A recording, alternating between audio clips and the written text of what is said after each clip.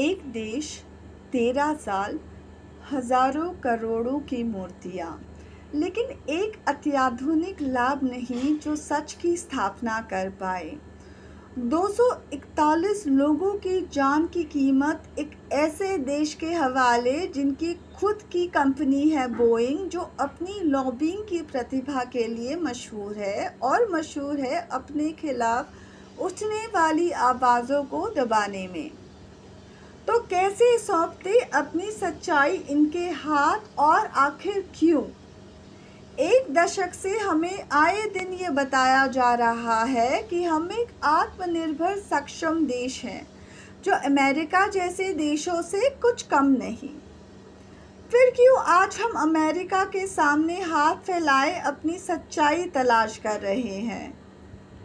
सच ये है दोस्तों कि इतना भी मुश्किल नहीं था अमेरिका की NTSB जैसे अत्याधुनिक लैब बनाना, लेकिन शायद एविएशन सेफ्टी जैसे क्रिटिकल मैटर्स लोगों को कम भाते हैं, या शायद मूर्तियों में कोई अद्भुत शक्ति या प्रतिभा होती है जिसके चलते सरकार ने पिछले 11 सालों में आंकड़ों के मुताबिक मोटा मोटी 4,500 करोड़ रुपए खर्च किए।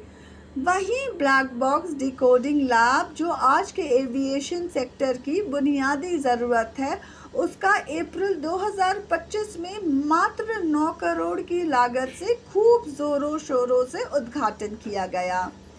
लेकिन अब खबर ये है कि हमारा ये लैब सक्षम नहीं है डैमेज ब्लैक बॉक्स को डिकोड करने में। पर साहिब, हम सक्षम क्यों नहीं हैं?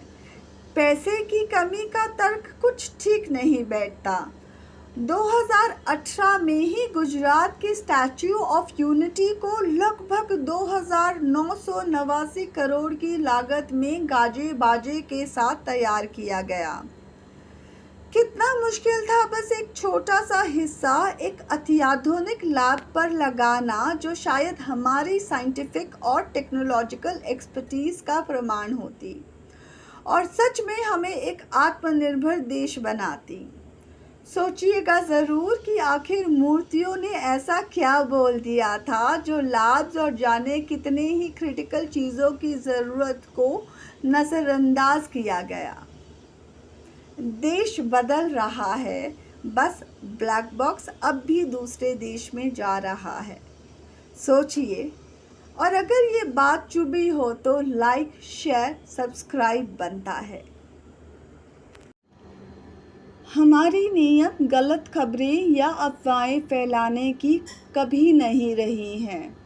इसलिए ये कहना ज़रूरी है कि कुछ प्रमुख मीडिया रिपोर्ट्स जैसे द इकोनॉमिक टाइम्स और टाइम्स ऑफ इंडिया में ये संभावना बताई गई है कि ब्लैक बॉक्स को घटना में गहरी क्षति के कारण USA के NTSB लैब भेजा जा सकता है। लेकिन ताज़ा जानकारी के मुताबिक सिविल एविएशन मिनिस्ट्री ने अपने औपचारिक बयान में ये स्पष्ट किया है कि अब तक कोई अंतिम निर्णय नहीं लिया गया है।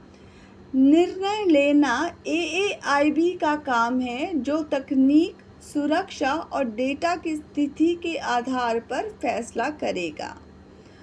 हम अपनी जिम्मेदारी निभा रहे हैं और उम्मीद करते हैं कि एक जिम्मेदार जवाब का अधिकार हमें भी मिलेगा।